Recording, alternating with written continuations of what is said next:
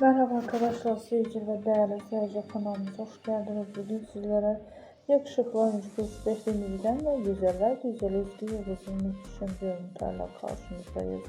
Birbirine çok yakışan Yemin dizisinde Reyhan ve Emir Doğan'ı canlandıran başarılı oyuncularımızın yeni görüntülerinin devamlı gelmesini istiyorsanız da kanalımıza abone olmayı ve beğeni yapıp bol bol yorum kısmında yazmayı unutmayın. Hoşça kalın arkadaşlar. Bizden bu kadar.